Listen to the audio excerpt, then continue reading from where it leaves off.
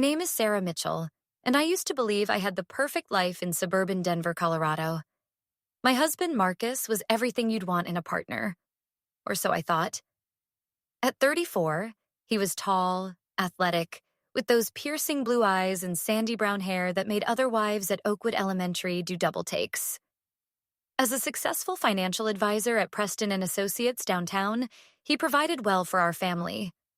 Our daughter Emma was everything to us. A bright 7-year-old with my green eyes and his stubborn determination.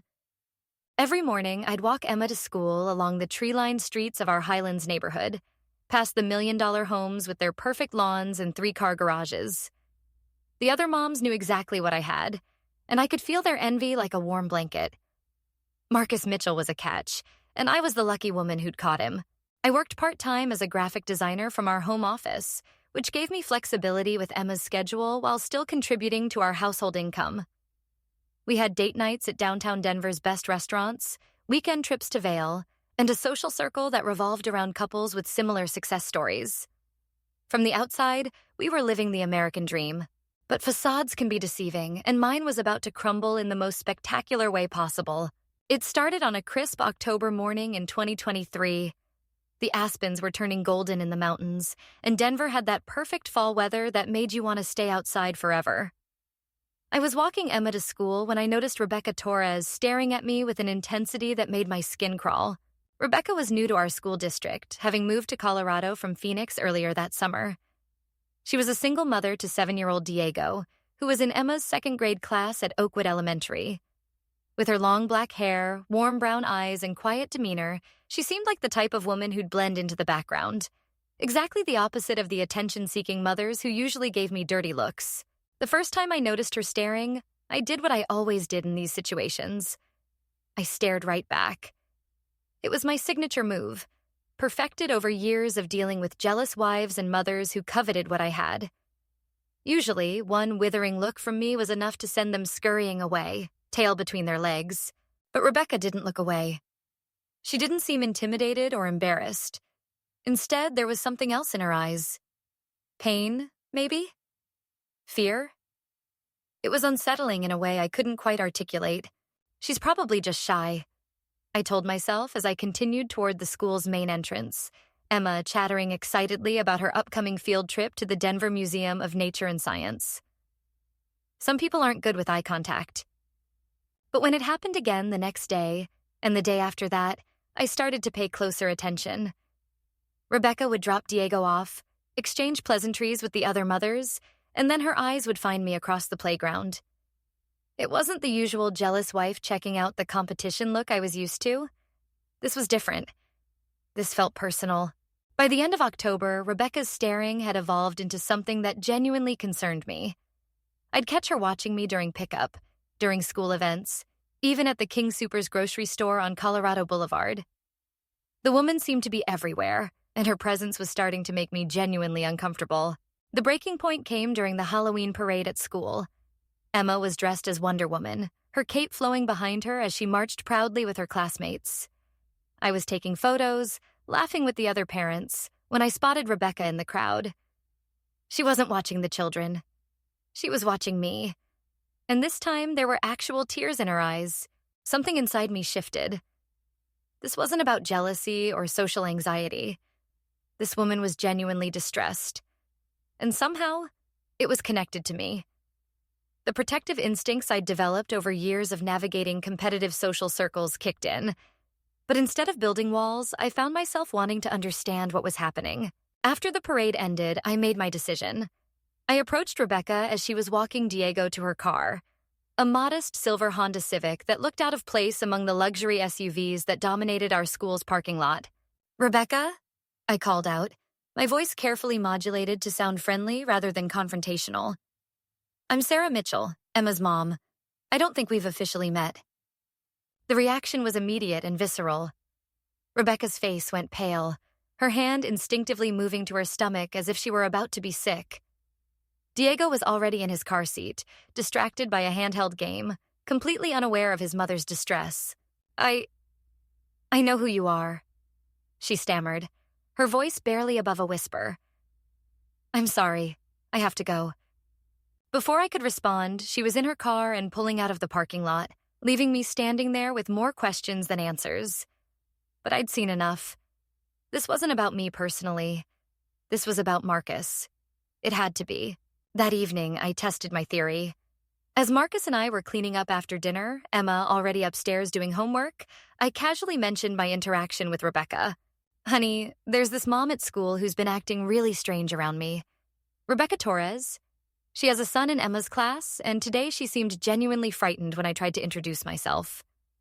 The change in Marcus was instantaneous. The plate he was holding slipped from his hands and shattered against our kitchen's marble floor. His face went from relaxed to furious in less than a second, a transformation so dramatic it made me take a step backward. "Why the hell were you talking to that woman?" He exploded, his voice sharp enough to cut glass.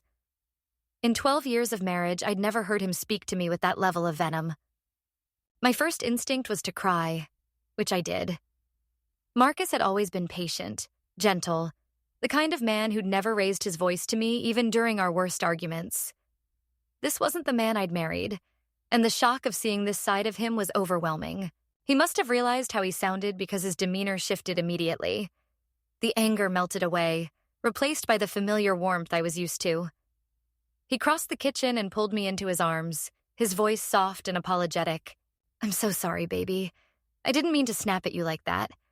I haven't had my coffee today, and work has been absolutely brutal. Did you know that woman said something inappropriate to me once?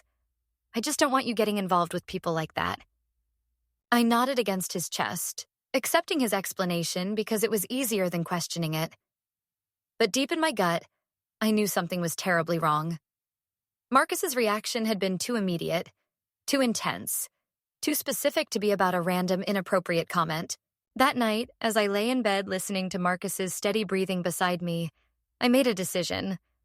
I was going to find out exactly what connection my husband had to Rebecca Torres, and I was going to do it without him knowing. The next morning, I put my plan into action. I made Marcus his favorite breakfast, Belgian waffles with fresh strawberries and whipped cream, and served it with an extra-large mug of his favorite Starbucks Pike Place blend. While he ate, I casually mentioned that Emma had been feeling under the weather. "I think I should stay home with her today, just to be safe," I said, playing the concerned mother card. You know how these things spread through schools. Marcus bought it completely, even suggesting I call our pediatrician if Emma's symptoms got worse. After he left for his downtown office at Preston and Associates, I waited exactly 30 minutes before loading Emma, who was perfectly healthy, into my white Range Rover and heading to school. My strategy was simple. Arrive early enough to catch Rebecca before she could escape, but late enough that most of the other parents would be gone. I didn't want an audience for whatever conversation was about to happen. I found her in the parking lot, sitting in her Honda with the engine running. She was on her phone, and from where I parked, I could see she was crying. Whatever was happening in her life, it was destroying her, and I had a sick feeling it was connected to my husband. I approached her car slowly, the way you might approach a wounded animal. When she saw me coming, she quickly wiped her tears and rolled down her window. "Rebecca, I need to talk to you," I said, my voice gentle but firm. "Please, I think we both know this is about more than our kids being in the same class." For a moment, I thought she might drive away again. Her hand hovered over the gear shift, her eyes darting between my face and the school entrance. But then she made her decision. "Get in," she said quietly, unlocking the passenger door. The inside of Rebecca's car told a story of struggle. Empty coffee cups, Diego's school papers scattered on the back seat, an air freshener that couldn't quite mask the scent of stress and sleepless nights. This wasn't the life of a woman trying to steal someone else's husband. This was the life of a woman barely holding it together. "I want to start by saying I had no idea he was married," she began, her words coming out in a rush. "When I met Marcus at Starbucks on 17th Street back in August, he told me he was divorced. He said his ex-wife had moved to California with their daughter, and that he only saw her during summer vacations. The bottom dropped out of my world. I'd been expecting confirmation of my suspicions, but hearing it said out loud was like being punched in the chest. Marcus, my Marcus, had been living a double life for months. "How long?" I managed to ask. 3 months, Rebecca said, her voice barely audible. We were Involved for 3 months. He'd come to my apartment in Capitol Hill always during the day when Diego was at school. He said he worked weird hours. That's why we could never go out in the evenings or on weekends. She pulled out her iPhone, an older model with a cracked screen, and opened her messages. I found out about you 2 weeks ago. I saw you picking up Emma from school and asked one of the other mothers who you were. When she told me you were Marcus Mitchell's wife, I confronted him. The messages Rebecca showed me made me physically sick. Photos I didn't want to see. Intimate conversations about their relationship. But worse were the threats that came after Rebecca discovered the truth about Marcus's marriage. He has videos, she whispered, scrolling to show me screenshot after screenshot of Marcus's increasingly violent texts. He recorded us without my consent. He says if I tell you about our relationship, he'll send everything to my employer, to Diego's school, to my family in Phoenix. He'll destroy my reputation and make sure I can never get another job in education. Rebecca worked as a substitute teacher for Denver Public Schools, a job that required background checks and moral standards. Marcus knew exactly how to hurt her where it would matter most. Her ability to support herself and her son. I've been looking for a way to tell you without destroying my life, she continued, tears streaming down her face. I know what it's like to be betrayed, Sarah. My ex-husband cheated on me with 3 different women before I finally left him in Arizona. I would never want to put another woman through that pain. But I also can't lose everything I've built here in Denver. I sat in that car for 20 minutes, looking at evidence that my 12-year marriage had been a lie. Marcus hadn't just cheated. He'd manipulated and threatened an innocent woman to cover up his betrayal. He'd looked me in the eye every morning for 3 months while carrying on an elaborate deception. What do you want to do? Rebecca asked finally. I looked at her. This broken woman who'd been victimized twice, first by my husband and then by the system that made her afraid to speak out. In that moment, something crystallized inside me. This wasn't just about my marriage anymore. This was about justice. I want him to pay, I said, my voice steady for the first time since this conversation began. But I want him to pay in a way that doesn't hurt you or Emma or me. I want him to destroy himself. Rebecca looked at me with curiosity mixed with hope. What did you have in mind? Leave that to me, I replied. But I'm going to need your help. Over the next 3 weeks, I became a woman possessed. During the day, while Marcus was at work and Emma was at school, I planned. I researched. I prepared for psychological warfare like I was earning a PhD in manipulation. My background in graphic design had taught me about attention to detail, about how small elements could completely change the impact of a larger composition. I was about to apply those same principles to my husband's sanity. The first phase was subtle. So subtle that Marcus wouldn't even notice anything was wrong initially. I started with his routine, those small daily patterns that everyone relies on without conscious thought. Marcus had always been particular about his belongings. His watch went on the nightstand in exactly the same position every night. His wallet lived in the same pocket of whichever pants he'd worn that day. His coffee mug, a Denver Broncos mug I'd bought him for his birthday, sat in the same spot in our kitchen cabinet. I started moving things, just slightly. His watch would migrate 3 inches to the left. His wallet would move from his right pocket to his left. His coffee mug would be in a different cabinet entirely. When he'd mention these small discrepancies, I'd respond with perfect innocence and just enough concern to make him question himself. Honey, you always put your watch on the left side of the nightstand, I'd say, looking genuinely confused. Are you feeling okay? You seem stressed lately. I found your wallet in your jacket pocket when I was doing laundry, I'd tell him. Remember? You asked me to check your pockets before I put it in the wash. The beauty of this approach was its plausibility. Memory is fallible, especially when someone is dealing with stress. And Marcus was definitely dealing with stress. The stress of managing his affair with Rebecca while keeping me in the dark. My graphic design work had made me surprisingly adept with technology. While Marcus showered each morning, I'd briefly access his phone. He'd never changed his passcode from Emma's birthday, the fool, and make tiny adjustments to his digital life. I'd change his alarm time by 5 minutes, move apps to different screens, adjust his contact list so that names appeared slightly out of alphabetical order, delete and re-add calendar appointments so they'd have different reminder settings. None of these changes were dramatic enough to cause immediate problems, but they created a persistent sense that something wasn't quite right. Marcus started double-checking his phone more frequently, looking confused when appointments reminded him at unexpected times. "Did you mess with my phone?" he asked one morning, frustration evident in his voice. "Why would I touch your phone?" I replied, sounding hurt. "What's wrong with it?" "I don't know," he muttered. "Everything feels off." Perfect. I was building a foundation of doubt and confusion that would support everything that came next. I couldn't execute this plan alone. I needed help from people who had access to different parts of Marcus's life, people who could create pressure from multiple directions simultaneously. My first recruit was Jessica Chen, one of my closest friends since college. Jess worked in IT for a major corporation downtown and had the technical skills to help me with the more sophisticated aspects of my plan. More importantly, she'd been through her own messy divorce 3 years earlier and understood the rage that came with betrayal. "You want to do it to Marcus?" Jess asked when I explained my plan over coffee at Snooze on 17th Street. Her dark eyes were wide with a mixture of shock and admiration. "I want him to experience exactly what he's put Rebecca through," I said calmly. Fear, uncertainty, the feeling that his life is spinning out of control. He's been making her feel crazy for weeks. I want to return the favor. Jess stirred her latte thoughtfully. "What do you need from me?" "Technical support. Ways to make his work life more complicated without leaving fingerprints." She smiled, the smile of a woman who'd been where I was standing. "I'm in."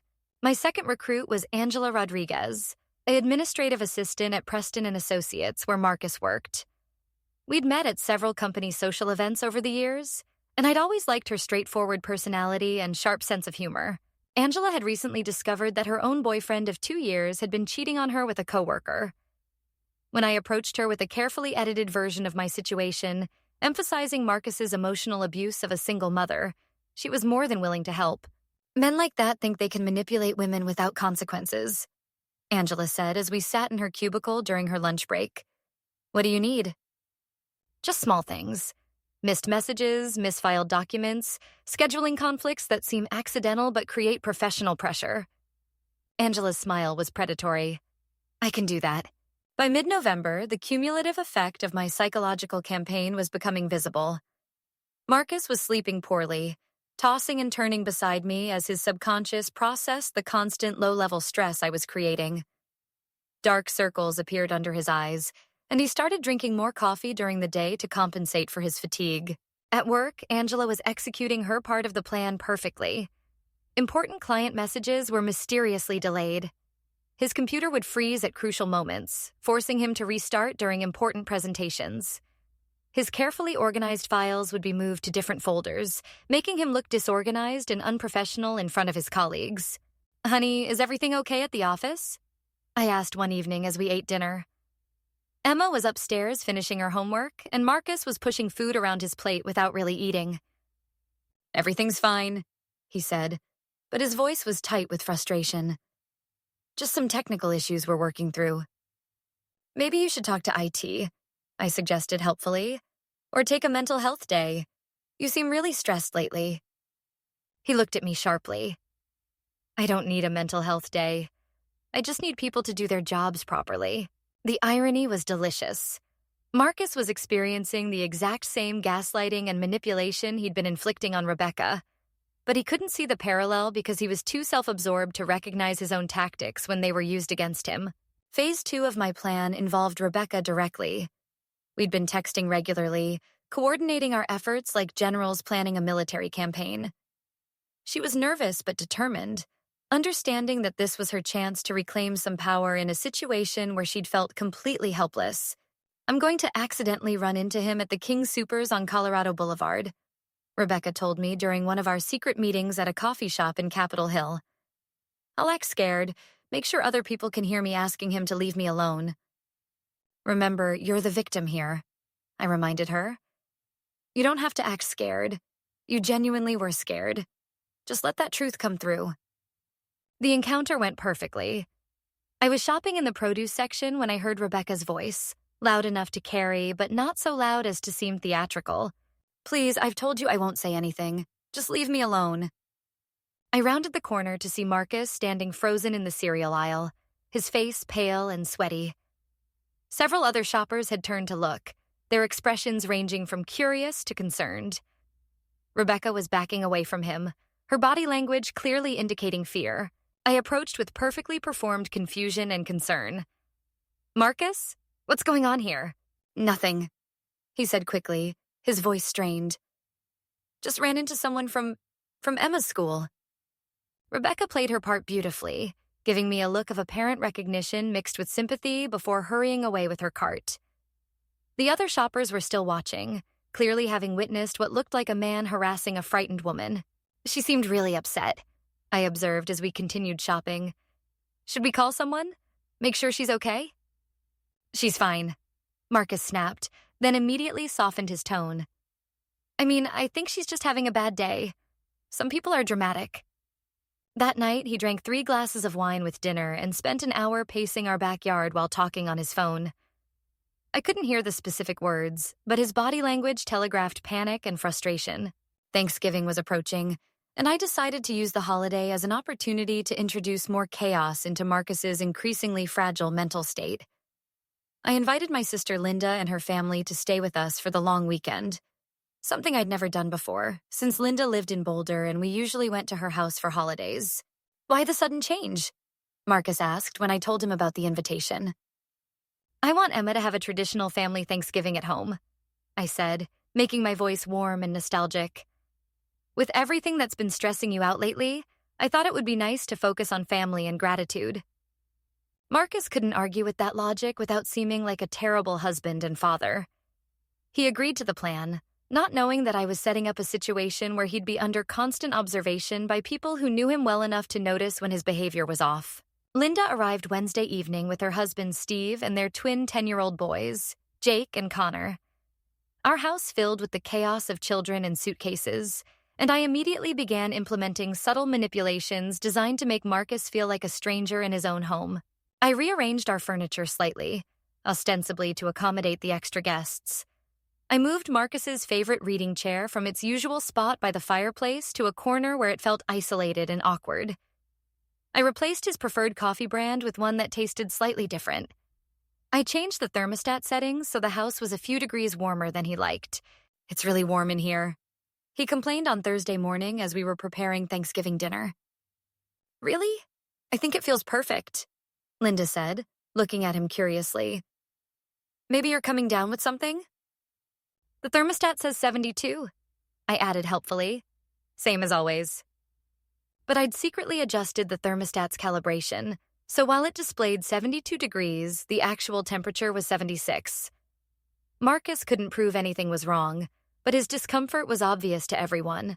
During dinner, I steered the conversation toward topics that would increase Marcus's anxiety. We discussed workplace harassment policies. Linda worked for a law firm specializing in employment issues. We talked about social media and how quickly information could spread online. Steve was a marketing director who understood digital reputation management. "It's amazing how one bad decision can destroy someone's entire career now," Linda mused over her second glass of wine. "Between social media and employment background checks, there's really nowhere to hide when you mess up. Especially for men in positions of trust," Steve added. "Financial advisors, teachers, doctors, any hint of impropriety and they're done. The companies can't afford the liability." I watched Marcus's face during this conversation. His jaw was clenched so tightly I could see the muscle jumping, and he was gripping his water glass with enough force to turn his knuckles white. "More wine, honey?" I asked sweetly, already reaching for the bottle. "You look tense." By Friday evening, Marcus was a wreck. He'd barely eaten, was jumpy at every unexpected noise, and had been checking his phone obsessively. When the kids were watching a movie in the living room and the adults were cleaning up from dinner, Linda pulled me aside. "Is Marcus okay?" she asked quietly. "He seems really off, like he's expecting bad news or something." "I've noticed it too," I said, allowing concern to creep into my voice.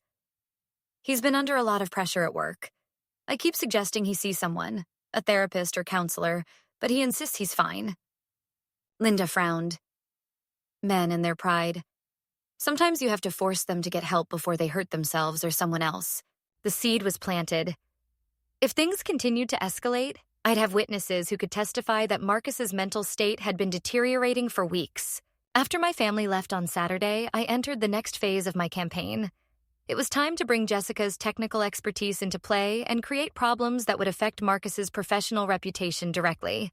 Jess had been working behind the scenes for weeks, using her IT knowledge to create subtle but persistent technical problems that would make Marcus look incompetent at work. But now we were ready to escalate. I've created a schedule of email deliveries that will make him look like he's losing it, Jess explained as we sat in her downtown loft apartment, her multiple computer monitors displaying various technical interfaces I didn't fully understand. Anonymous messages to his work colleagues, complaints to his boss, accidental mass emails that will embarrass him. How can you make it look like it's coming from him? I asked. Email spoofing is easier than people think if you know what you're doing, Jess replied with a satisfied smile. I've set up a series of delayed messages that will be sent from addresses that look like his work email, but with tiny, almost unnoticeable differences. When people reply, their responses will go to a dead email address, making it seem like he's ignoring important communications. And you can make sure none of this traces back to us? I've routed everything through multiple proxy servers and VPNs, she assured me. It would take a federal investigation to track this back to its source, and even then, it would be nearly impossible. The first email went out Monday morning, a message to Marcus's entire department claiming that he'd discovered irregularities in several client accounts and suggesting that someone was embezzling funds. The message was professional enough to seem plausible, but vague enough to create confusion and concern. By noon, Marcus was fielding phone calls from confused colleagues and an increasingly irritated supervisor. He spent his lunch break calling me in a panic. Someone sent an email using my name claiming there's embezzlement in our department, he said, his voice tight with stress. It says it came from my work address, but I never sent anything like that. People are looking at me like I'm either crazy or trying to cause problems. That's terrible, I said, injecting the perfect amount of concern into my voice. Could someone have hacked your email account? That's what I thought, but IT says there's no evidence of unauthorized access. They're suggesting I might have sent it accidentally or that I don't remember sending it. Don't remember? That's ridiculous. Why would you forget sending an email about something so serious? I don't know, Marcus exploded. Nothing makes sense anymore. First, my stuff keeps moving around the house, then my phone acts up, now my computer is sending emails I didn't write. I feel like I'm losing my mind. Perfect. He was starting to question his own sanity, exactly as I'd planned. Maybe you should come home early today, I suggested. Rest might help clear your head. But Marcus couldn't come home early. He had to stay at work and do damage control, explaining to his boss and colleagues that he had no memory of sending the email but taking responsibility for the confusion it had caused. The second email went out Wednesday, a mass message to Preston and Associates client list advertising Marcus's services as an independent financial consultant, implying that he was leaving the company and encouraging clients to follow him. This was a direct violation of his employment contract and grounds for immediate termination. Thursday morning, Marcus was called into a meeting with the partners. He came home that evening looking like he'd been hit by a truck. They're conducting a formal investigation, he told me as he slumped onto our couch. Someone, apparently me, sent emails to clients suggesting I'm starting my own firm and trying to steal their business. The partners think I'm either having a mental breakdown or planning to leave the company and sabotage them on my way out. But you would never do something like that, I said, sitting beside him and taking his hand. They have to know you better than that. Do they? I've been making mistakes for weeks, forgetting things, acting paranoid. They're starting to think maybe they don't know me as well as they thought. Marcus buried his face in his hands. Sarah, I think something is really wrong with me. I can't remember sending those emails, but the IT department says they definitely came from my computer. What if I'm having some kind of breakdown? I rubbed his back gently, playing the supportive wife while internally celebrating his psychological deterioration. Maybe we should make an appointment with Dr. Patterson, I suggested, naming our family doctor, just to rule out any medical issues. Yeah, Marcus agreed, his voice hollow. Maybe that's a good idea. December arrived with an early snowstorm that blanketed Denver in pristine white, creating the perfect backdrop for the next phase of Marcus's destruction. The holidays provided numerous social opportunities: parties, gatherings, events where Marcus would be observed by people who knew him well. I planned a Christmas cocktail party at our house, inviting everyone from our social circle: neighbors, colleagues from my freelance design work, parents from Emma's school, and several couples from Marcus's office. It would be the perfect stage for his increasingly erratic behavior to be witnessed by a wide audience. "Do we really need to have a party this year?" Marcus asked as I finalized the guest list. "With everything going on at work?" "That's exactly why we need to have it," I replied firmly. "You need to show your colleagues and friends that you're stable, that whatever happened with those emails was just a technical glitch. This party will help rebuild your professional reputation." Marcus couldn't argue with that logic, even though I could see the anxiety building in his eyes. He wanted to appear normal, but he was terrified of doing anything that might make him seem more unstable. The week before the party, I implemented a new level of psychological pressure. I enlisted Rebecca for what we called Operation Visibility, a series of planned encounters that would make Marcus paranoid about being watched and followed. Rebecca would show up at places where Marcus frequently went: the Starbucks near his office, the dry cleaner he used, the gym where he worked out after work. She never approached him directly, but she made sure he saw her. Each sighting would last just long enough for him to notice her before she'd disappear, leaving him wondering if he was imagining things. "She's following me," Marcus told me after the third coincidental encounter. "Rebecca Torres, that woman from Emma's school. I keep seeing her everywhere I go." "Are you sure it's the same person?" I asked, feigning concern. "Maybe it just seems like the same person because you're stressed. Denver's not that big. It's normal to run into people occasionally." "This isn't occasional," Marcus insisted. "This is deliberate. She's stalking me." "That sounds really scary," I said, allowing my voice to carry a note of doubt. "Maybe you should report it to the police?" Marcus stared at me for a long moment. "Report what exactly? That I think I'm seeing the same woman in public places around the city?" "They'll think I'm paranoid." "Well, are you? Being paranoid, I mean?" The question hung in the air between us. Marcus didn't answer, but I could see him questioning himself, wondering if his perceptions were reliable. It was exactly where I wanted him, doubting his own reality. The night of our Christmas party, I made sure everything was perfect. Our house looked like something out of a holiday magazine, with twinkling lights, fresh garland, and a 12-foot Christmas tree in the living room. I wore a stunning red dress that I knew would make me look like the perfect hostess, the kind of wife any man would be lucky to have. Marcus, meanwhile, was a bundle of nerves. He'd been drinking since afternoon, ostensibly to take the edge off, but really because alcohol had become his primary coping mechanism for the stress I was systematically creating in his life. The guests began arriving at 7 o'clock. Among them were David and Carol Patterson, our next-door neighbors, several couples from Preston and Associates, my friend Jessica and her new boyfriend, and about 20 other people who represented our social and professional circles. I had also secretly invited Rebecca. She was supposed to arrive around 8:30, just as the party was reaching full swing, and create a scene that would make Marcus look unhinged in front of our friends and colleagues. For the first hour, everything went smoothly. Marcus managed to make conversation, though I noticed he was checking the windows frequently and starting at unexpected sounds. When the doorbell rang, he'd freeze until he saw who it was. At exactly 8:30, Rebecca arrived. I answered the door and made a show of being delighted to see her. "Rebecca, what a wonderful surprise. I didn't think you could make it tonight." I spoke loudly enough for the guests in the living room to hear. "Thank you so much for inviting me," Rebecca replied, her voice carrying perfectly. "I brought some homemade cookies for Emma." I led her into the living room where Marcus was standing near the fireplace talking to his supervisor, Robert Preston.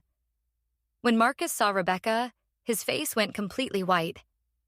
The wine glass he was holding slipped from his fingers and shattered against the hardwood floor, sending red wine splashing across our expensive rug. "What the hell is she doing here?" Marcus demanded, his voice carrying across the suddenly quiet room. "Marcus," I exclaimed, looking shocked and embarrassed. "Rebecca is a friend from Emma's school. Why would you speak to her like that?" All eyes were on Marcus now. Robert Preston looked confused and concerned. Our neighbors were watching with the fascinated horror of people witnessing a train wreck in real time. "She's been following me," Marcus said, his voice rising. "Stalking me. I've seen her everywhere I go." Rebecca played her part perfectly, looking genuinely frightened and confused. "I don't understand. Following you? I barely know you. We've only met briefly during school pickup." "That's bullshit," Marcus shouted, pointing at her accusingly. "You know exactly what you're doing." The room fell silent except for the sound of Christmas music playing softly in the background. Everyone was staring at Marcus like he'd lost his mind, which, from their perspective, he had. "Marcus, you need to calm down," I said firmly, moving to stand between him and Rebecca. "You're scaring our guests." "I'm not crazy," Marcus insisted, but his voice was shaking now. "She's part of this. All of this. The emails, the things moving in our house, the feeling like I'm being watched. It's all connected." Robert Preston stepped forward, his expression grave. "Marcus, I think you need to take some time off work. Get some help." "I don't need help," Marcus exploded. "I need people to stop gaslighting me and acknowledge what's really happening here." But it was too late. The damage was done. In the space of 5 minutes, Marcus had confirmed every suspicion his colleagues had about his mental state. He'd publicly accused an innocent woman of stalking, shouted at guests in our home, and ranted about conspiracies. The party ended early, with guests making awkward excuses as they headed for the door. Robert Preston pulled me aside before leaving. "Sarah, I'm going to have to recommend that Marcus take a leave of absence pending a psychological evaluation. What happened tonight, combined with the email incidents, the company has liability concerns." I nodded sadly. "I've been trying to get him to see someone. He's been under so much stress and he won't admit that he needs help. Sometimes we have to make the hard decisions for the people we love," Robert said gently. "There are excellent mental health professionals in Denver. I can give you some referrals." After everyone left, Marcus and I stood in our destroyed living room, wine stains on the rug, broken glass on the floor, the remnants of what had been a beautiful Christmas party. "You orchestrated this," Marcus said quietly, his voice deadly calm. "You invited her here on purpose." "I invited her because she's been nothing but kind to Emma and me," I replied, allowing hurt to creep into my voice. What I didn't expect was for my husband to have a mental breakdown in front of our friends and colleagues. Marcus stared at me for a long time, and for a moment I thought he might see through the elaborate deception I'd constructed. But then he shook his head, the fight going out of him. "Maybe I am losing my mind," he whispered. "Maybe you need help," I agreed gently, moving to put my arms around him. "And maybe that's okay." The week between Christmas and New Year's was when I implemented the final phase of my plan. Marcus was on forced leave from work, spending his days at home, drinking too much and spiraling deeper into paranoia and self-doubt. I had arranged for Emma to spend the week with my sister Linda in Boulder, ostensibly to give Marcus space to recover, but really to protect her from witnessing what was about to happen to her father. Emma was too young to understand the adult complexities of betrayal and revenge, and she didn't deserve to see her dad's complete psychological collapse. With Emma safely away, I escalated my psychological warfare to levels that would have been impossible with her in the house. I planted evidence of Marcus's affair in places where he would find it. Photos printed from Rebecca's phone, hotel receipts I'd fabricated, even a burner phone containing all of his threatening messages to Rebecca. The genius of this approach was that Marcus couldn't explain the evidence without admitting to his affair, but he also couldn't understand how evidence of his secret relationship was appearing in his own house. From his perspective, either someone was planting evidence against him, or he was leaving evidence of his own guilt and forgetting about it. "Sarah," Marcus said on December 30th, his voice shaking as he held up a photo of him and Rebecca together. "I found this in my desk drawer. How did it get there?" I looked at the photo with perfectly performed surprise and hurt. It showed Marcus and Rebecca in an intimate embrace, clearly taken during one of their afternoon encounters at her Capitol Hill apartment. "Who is that woman?" I asked quietly, though of course I knew exactly who she was. Marcus opened and closed his mouth several times, unable to find words that would explain the photo without confessing his betrayal. I don't know how this got here. Someone put it in my desk." "Marcus," I said, my voice calm but deadly. That's you in the photo, with another woman, in what appears to be a romantic situation. I know how it looks, but I can explain. Can you? Because from where I'm sitting, it looks like my husband has been having an affair, and now he's trying to convince me that someone planted evidence of that affair in our house. Which would mean that someone not only knows about your cheating, but is also breaking into our home to torment us with the evidence. Marcus stared at me, trapped between two impossible explanations. Admit to his affair, or maintain that he was the victim of an elaborate conspiracy. Neither option would save him, and he was starting to realize it. How long? I asked. What? How long have you been cheating on me? For a moment, I thought he might continue to deny it. But the evidence was overwhelming, and his capacity for deception was finally exhausted. 3 months, he whispered. It wasn't supposed to mean anything. And the threats? The intimidation? Were those supposed to mean anything? Marcus looked confused. What threats? I pulled out my phone and showed him screenshots of his messages to Rebecca. The threats to release her intimate photos, the promises to destroy her career, the systematic intimidation he'd used to keep her quiet. These threats, I said calmly. The ones you sent to Rebecca Torres. Yes, I know her name. To keep her from telling me about your affair. Marcus's face went through a series of emotions. Surprise, recognition, fear, and finally a kind of desperate calculation. When did you... I've known for months, Marcus. Rebecca told me everything. She showed me every message, every photo, every disgusting threat you made against her. Then you know I tried to end it when she found out about you. The threats were just to protect our family. The threats were to protect yourself, I corrected. And they didn't work, because here we are. Marcus sat down heavily on our couch, his head in his hands. So all of this, the things moving around the house, the emails at work, the feeling like I was being followed, that was you? That was justice, I replied. You made Rebecca feel crazy, Marcus.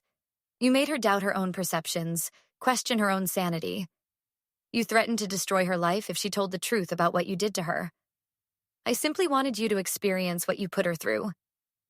You're insane, he said, but there was no conviction in his voice. Am I? Or am I a woman who refused to let her husband's abuse go unanswered?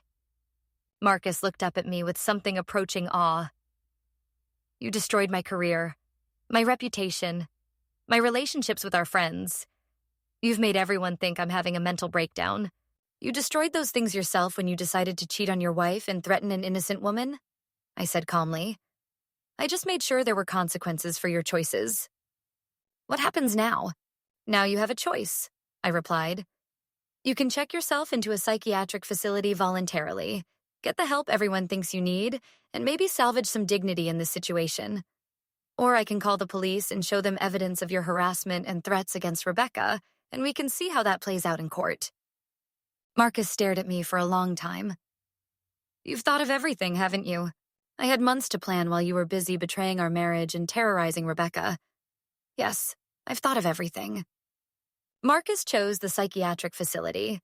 On January the 2nd, 2024, I drove him to Cedar Springs Mental Health Center in Aurora, where he voluntarily admitted himself for evaluation and treatment. The intake counselor was professional and compassionate, treating Marcus like a man who'd suffered a legitimate psychological breakdown, rather than someone who was reaping the consequences of his own actions. We'll take good care of him, Dr. Patricia Williams assured me as we completed the paperwork. Episodes like this are often treatable with the right combination of therapy and medication. Many patients make full recoveries. I nodded gratefully, playing the role of the supportive wife one last time. Will I be able to visit? After the initial 72-hour evaluation period, yes. Family support is crucial for recovery. I did visit, bringing Emma with me twice a week for the first month. To everyone at the facility, I was the perfect example of a devoted wife standing by her husband during his mental health crisis. The irony was exquisite. I was receiving sympathy and admiration for supporting the man I'd systematically destroyed. The divorce proceedings began in February. With Marcus in psychiatric care and unable to contest the filing, everything moved smoothly through the Denver family court system. I was awarded full custody of Emma, the house, and most of our marital assets. The court viewed me as the stable parent dealing with an unfortunate situation beyond my control. Marcus's colleagues at Preston and Associates were remarkably supportive during this period. Robert Preston even organized a collection to help with Emma's expenses while Marcus was unable to work. Everyone saw me as a victim of circumstances, a devoted wife whose husband had suffered an unexpected mental health crisis. The beautiful thing about my revenge was its completeness. Marcus hadn't just lost his marriage and his job, he'd lost his credibility, his reputation, and his sense of reality. Even if he eventually figured out that I'd orchestrated his downfall, who would believe him?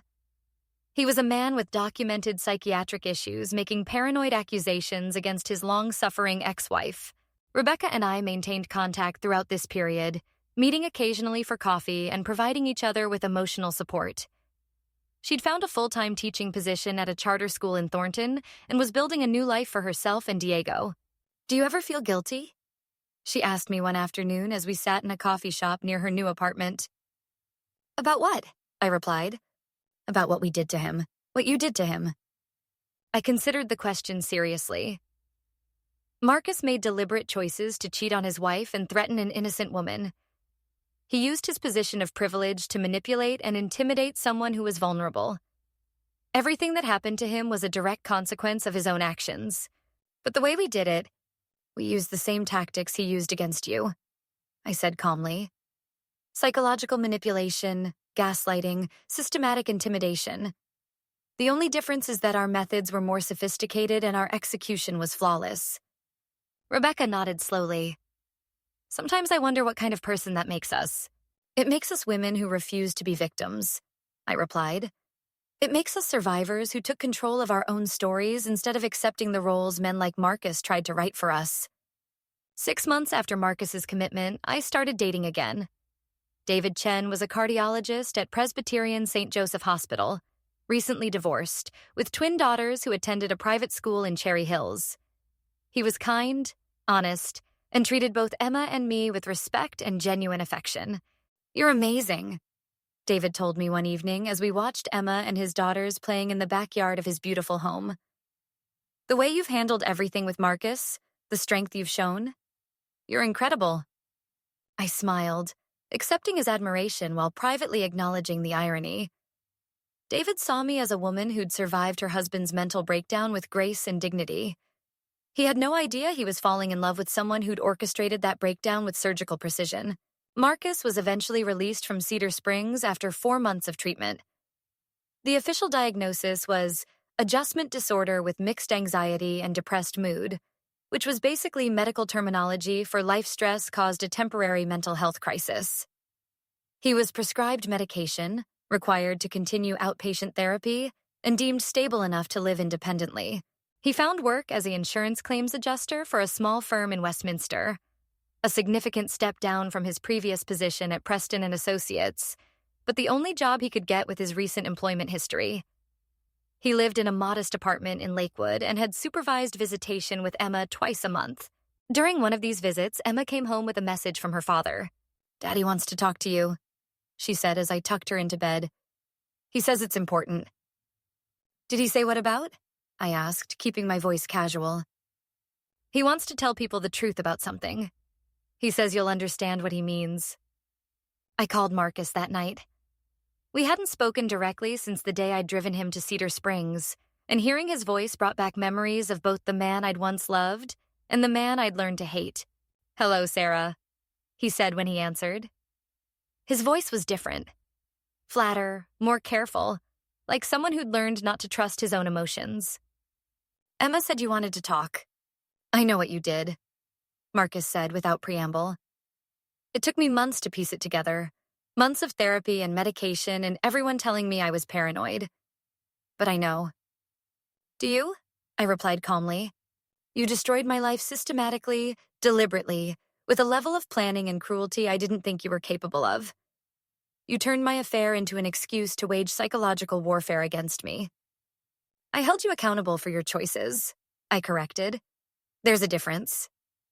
I want to tell people the truth, about what really happened, about what you really are." I laughed softly. Go ahead, Marcus. Tell people that your ex-wife, the woman everyone saw supporting you through your mental health crisis, is actually a mastermind who drove you crazy as punishment for cheating. Tell them that the devoted mother who brought your daughter to visit you in psychiatric care was secretly orchestrating your professional downfall. See how that goes for you. There was a long silence on the other end of the line. People will think you're having another breakdown, I continued. Your therapist will increase your medication. Your visitation with Emma might be restricted. Is that really the path you want to go down? You win, Marcus said finally, his voice hollow with defeat. You win completely. This was never about winning, I replied. This was about consequences. This was about justice. This was about showing you that actions have outcomes, and some of those outcomes can be more creative than you might expect. And if I stay quiet, if I accept the official version of events, then you can rebuild some version of a life. You can be a father to Emma, albeit a limited one. You can work, pay child support, maybe eventually find someone who doesn't know your history. You can have a future, Marcus. It won't be the future you planned, but it will be a future. And if I don't stay quiet, then I release everything I have about your affair and your threats against Rebecca. I show the world exactly who you really are, and I do it with the full moral authority of a woman who stood by her mentally ill husband until she simply couldn't anymore. Which version of this story do you think people will find more believable? Marcus made the smart choice. He stayed quiet. 2 years later, I married David Chen in a beautiful ceremony at the Denver Botanic Gardens. Emma was my maid of honor, and David's daughters were bridesmaids. Our combined family moved into David's home in Cherry Hills Village, where Emma attended an excellent private school and had every advantage I could provide. Marcus continued his supervised visits, maintained his mediocre job, and took his medication as prescribed. To everyone who knew our story, he was a man who'd suffered a mental health crisis, lost his family as a result, but was working to rebuild his life with dignity and grace. Only 3 people knew the complete truth: Marcus, Rebecca, and me. And of the 3 of us, I was the only one with nothing to gain from telling it. Sometimes late at night when David was working a late shift at the hospital and Emma was asleep, I would think about what I'd done. I'd consider the elaborate psychological campaign I'd waged against the man I'd once loved, the systematic destruction of his career and reputation, the cold calculation with which I'd planned his downfall, and I felt no regret. None at all. Marcus had made a choice to cheat on his wife and threaten an innocent woman. He'd believed his privilege and position made him untouchable, that he could manipulate and intimidate without consequence. He'd been wrong. I'd simply shown him that consequences could be more creative and comprehensive than he'd ever imagined. I'd taught him that sometimes justice comes not from the legal system or social conventions, but from the people you've wronged when they decide they've had enough. Emma asks about her father sometimes, wondering why he seems different now, why he lives alone, why he can only see her twice a month.